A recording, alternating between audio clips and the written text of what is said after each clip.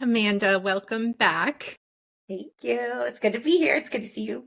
We were speaking a couple months back about our last conversation for the podcast, and you were just starting a really exciting new venture with the list. And we spoke about bringing people along your journey. When we spoke a few months back, you were saying you were feeling like you were in the messy middle. And I'd like to delve into where you are in your journey. So thank you for being here. I'm so honored to have you back. Yeah, thank you for having me back. I'm excited to give you a little update and share progress. Okay, so let's talk about last time we were speaking, we jumped into the story of your career a little bit and you were sharing lessons learned along the way. It was right around the time you had recently launched The List, your new nonprofit with your co-founder. Can you speak to, for our audience, what is The List and what is the story behind the launch? Yeah, absolutely. So The List was an idea from my friend Reinvention. For some context, I've been in UX a long time, a researcher, and I recently started teaching in a graduate program, which is critical for this story. I really love working with the students, and I really wanted to look for more ways to have meaningful interaction with them outside of the classroom and to really help bridge the gap between learning the skills and learning the career. Those aren't always the same. And I don't think that we always do a good job teaching those things to young people.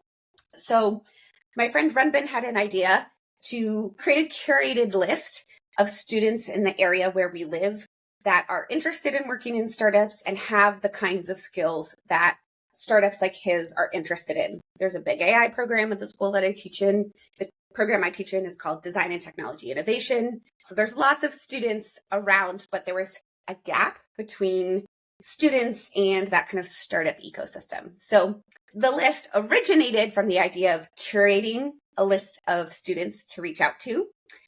And then I got involved and it has evolved.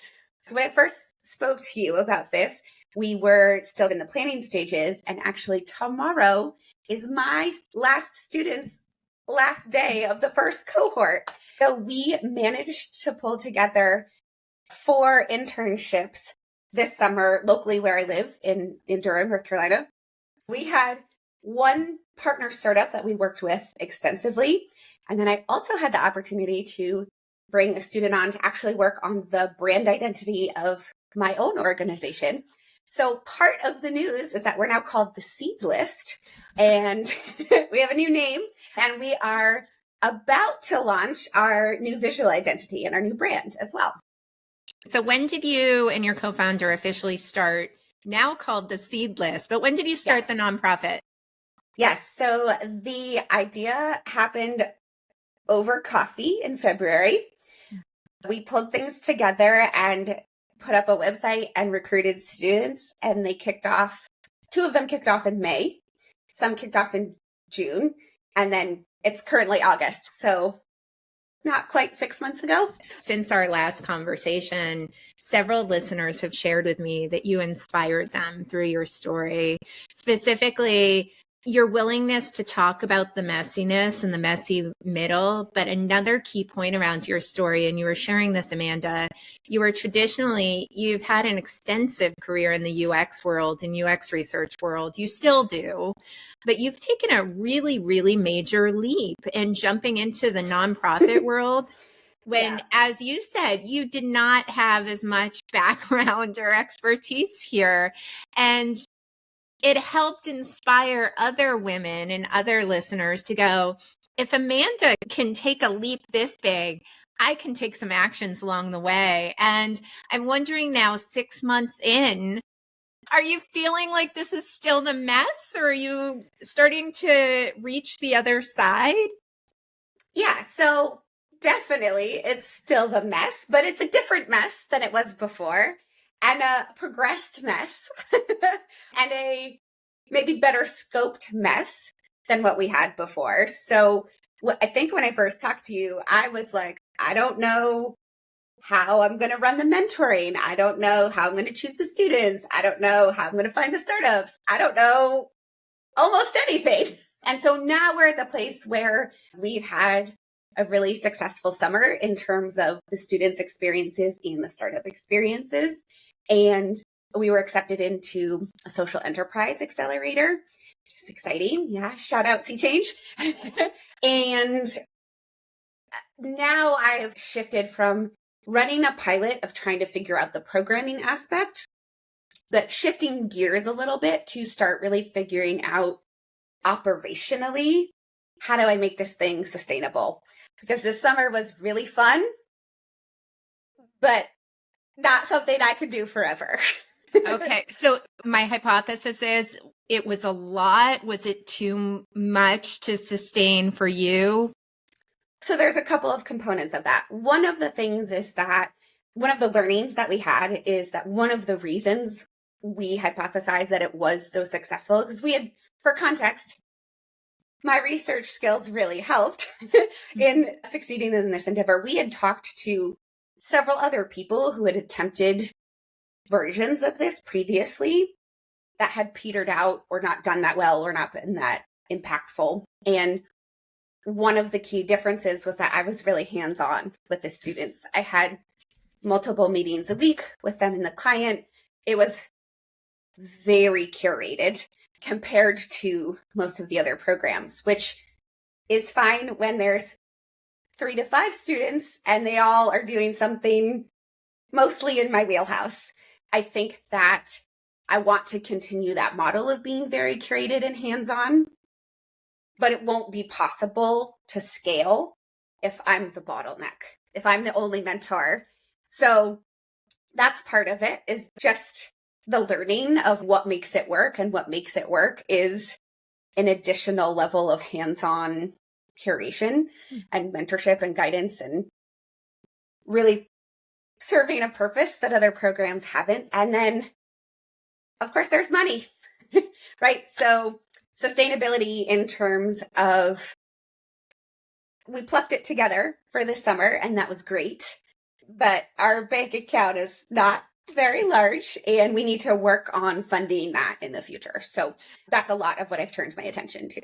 Amanda, there's been something since we last spoke. I've had conversations and interviews with, I believe, like another 60 plus folks who are going through the messy middle. And oh my goodness, like from a researcher standpoint, you'll understand this. There's a lot in my head and there's a lot to synthesize. You touched upon it already. One theme that's bubbled up over and over and over as people have been telling me their career stories and what sounds from the outside like a massive, massive shift. When you hear their full story, it became very clear to me that it could only have been this person with their expertise and their background that led them here. Your research background has really come into play with the Seedless. You're also a professor at Duke. You're highly involved with students and faculty, and you're active in the startup community. Only you could have taken this exact path to now be co-founding the Seedless. And I'm wondering, when you look back to your career journey to date, what expertise and what passions have you brought to the Seedless that you think really only you could have brought to this? Yeah, absolutely. And I have the same hypothesis that you do, that people are an amalgamation of where they came from, what they've done before, what their past experience is, right? And so some of that is just happenstance. Like, I was lucky enough to get a job at a startup directly out of college. That was my very first big real life job that wasn't like waitressing or babysitting or scooping ice cream or something. So a bit of it is luck, but I've been in UX research essentially my whole adult career.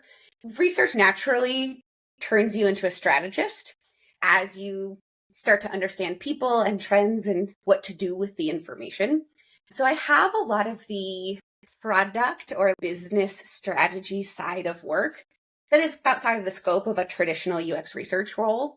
I just naturally started to think in that bigger strategic frame pretty early on in my career, regardless of what situation I was in.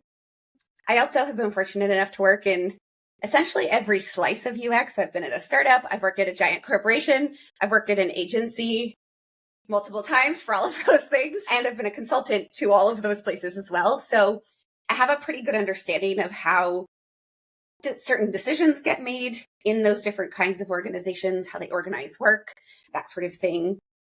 But I also think that I have found myself over the years in many situations where I was teaching people, even if it wasn't an official education role, right? For context, I'm a professor, as you said. I've taught on LinkedIn Learning we just counted. It's been a decade that I started teaching on LinkedIn Learning. So I've been teaching in lots of ways and lots of capacities for a long time. I didn't always call it education, but that's part of it. And so I think I've pulled on my ability to understand people and context and like really distill, okay, what do you actually need, or what are the actual core needs? How can I frame this problem for all the various unique stakeholders? I'm used to navigating different business structures. And I guess one of the core things is I'm comfortable in chaos, or at least used to having to make sense of chaos. And so that's very helpful for someone who's in the middle of the messy middle. Amanda, I am not comfortable with chaos. And I wanted to ask you, you've spoken in our last conversation. We spent most of the time talking about this messy middle. We both were feeling it. And you are comfortable with chaos, and you have an innate ability to jump into something new, even when it is uncertain. And I'm wondering, where are you in this middle? Are you starting to get to the other side, or what are you feeling right now as you're growing the seed list? Where are you? Yeah. So, I mean, I would say in terms of feeling like I have everything figured out, I'm like 10% there. I'm still very early, I think, in that messy middle piece. But I look at that messy middle as, the design squiggle, right? Of like, I feel like I'm maybe through the most crazy squiggly part of it. And so now there's new things to figure out and new things to refine. And so it's kind of like I'm always in the middle of a new mess, but the mess is changing, which feels like progress, right? So if I was in the same messy middle that I was 6 months ago, I think that would feel really not good. Now I'm in a very different set of problems, which is a signal to me that I've done something right, because I've solved a bunch of stuff, new things to solve that I couldn't even think about before because I wasn't there yet. So I would say in the whole messy middle, not very far. Is it still a mixed bag of feelings that you're feeling through the uncertainty, or is it more on the positive side, or excitement, or is it just a big mess? Both, all of the above. So obviously it depends a bit on the day and what's going on. I think one of the reasons that I decided to jump in and that I've been so comfortable in this messy middle is because this effort, this initiative is so aligned with what I find meaningful. And so therefore, the things that are hard to me now are things that I find really worth solving. So finding ways to make equitable access to young people getting jobs. Okay, I can grind on that forever. Maybe not forever, but no one else has figured this out before. So it's not like a super easy thing to do that there's a clear answer for, because if that was true, this would exist already. So that's comforting to some degree. It's new. It's a brand new thing. It's complicated. And every single person I talked to who had tried to do it before was like, oh, good luck. That's hard. I think it feels okay for it to be, even on the days when it's hard or I'm scared or I'm anxious about how something will go, because there's meaning attached to it, it feels worth solving. Certainly, it's not to say that I don't have moments where I'm stressed or worried or confused or overwhelmed. Definitely. I think it's just that I'm able to shift my perspective more easily because it's something meaningful. Yeah, absolutely. That makes a lot of sense. It's meaningful, aligned with your purpose, aligned with your passions, also matching up with your expertise. It seems like you and I spoke about the puzzles that snap into place. It does seem like it's snapping for you. And what I had wondered, I love how you described that you're making progress because there's a different chaos now than when we last spoke. Yeah. There's no one I know more who's willing to take Huge leaps, which some people might perceive as risks. We spoke about you didn't perceive it as much as risk, but I'm wondering if you could go back to the day when you were chatting over coffee with your potential co-founder and you said, let's do this, or how can I help? Is there anything you'd tell yourself now that you've learned from this ride so far that you wish you had thought through before going, yes, let's do this? So I'm going to say something possibly unexpected, which is that no, I don't wish that I knew what I know now, because I might not have said that.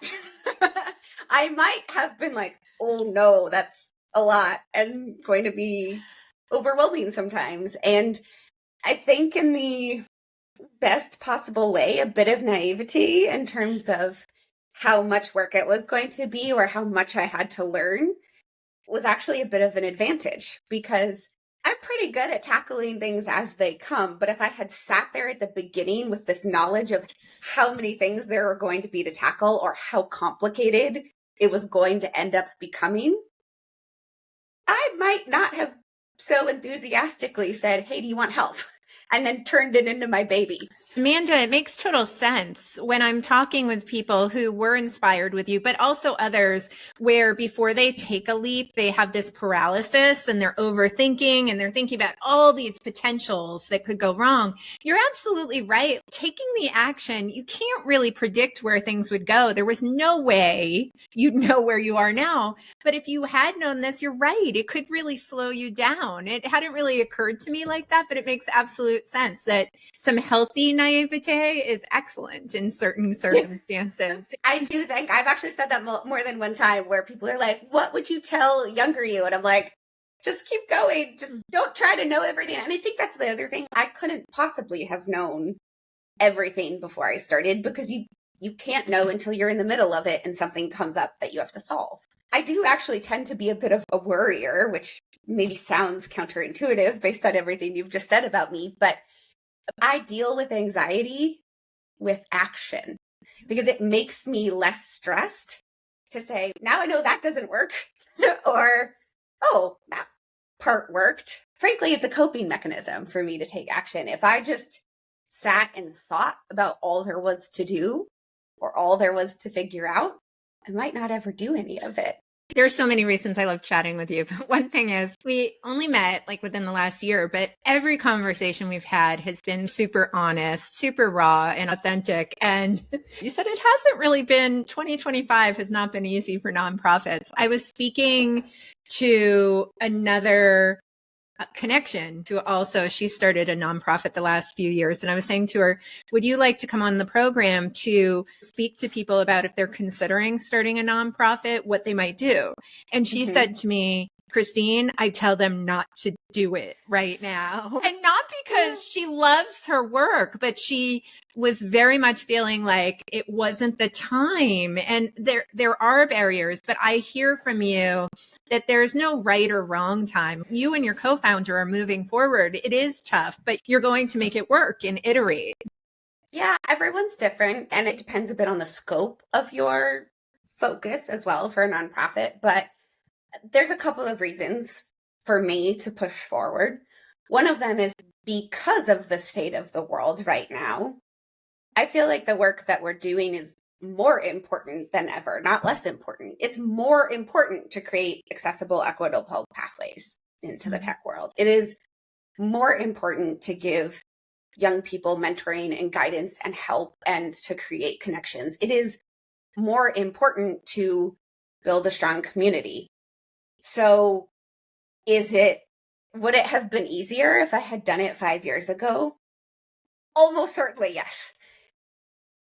Was I in a brain space where I could have done that, or where it made as much sense to do it? No. I would argue that things always happen on time. You do have to be strategic. It depends on the kind of work you're doing or the kind of initiative. Definitely there are better or worse times to start something, and luck does have a piece to play into all of it, right? However, even in the worst situations, there are opportunities. And if there are ways that you can build meaning and value out of something, you can figure that out. I also think that personally, I have been able to reframe my definition of success for myself a bit. So for really full context, I haven't paid myself at all for this work. I'm in a place of privilege. I have other jobs. It's okay.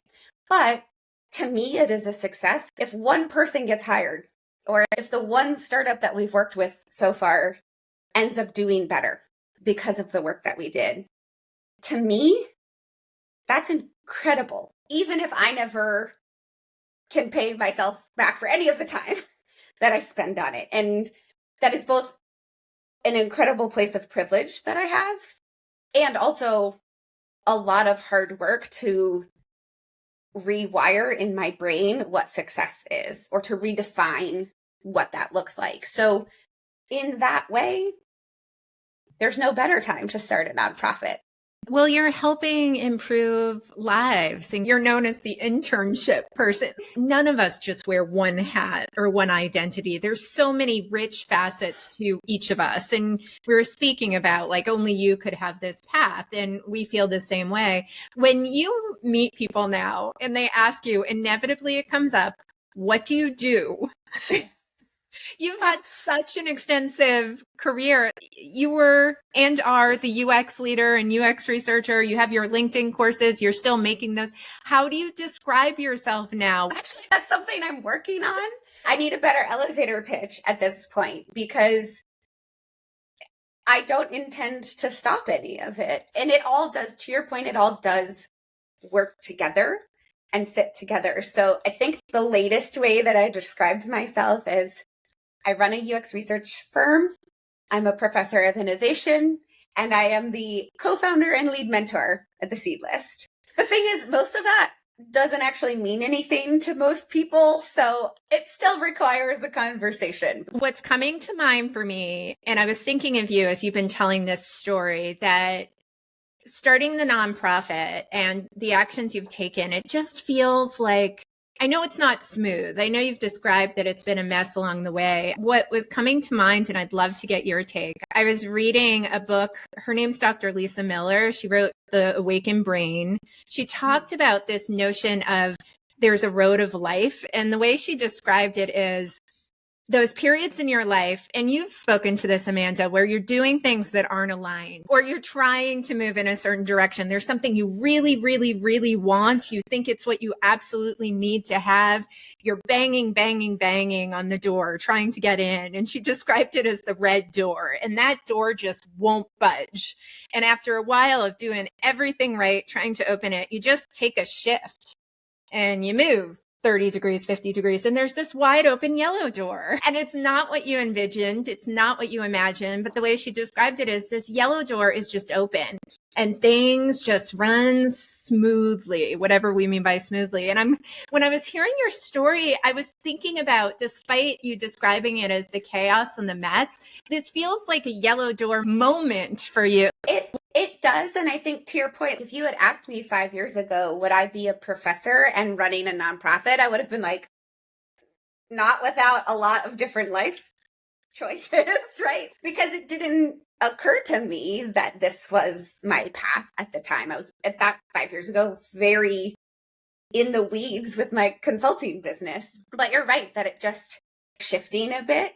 Yes, it's still chaotic because there's a lot to learn and a lot to do and a lot of things that I don't know, but it doesn't feel as hard because I feel like, to the point about alignment as well, it's hard work, but it's hard work that feels good to do because I care about it and it feels like the right blend of things. And there's a lot of talk about like luck versus preparation versus skill and all of that. And I think this is an example of it feels lucky because it's aligned, because it's a blend of the things that I've already been doing and that I'm passionate about.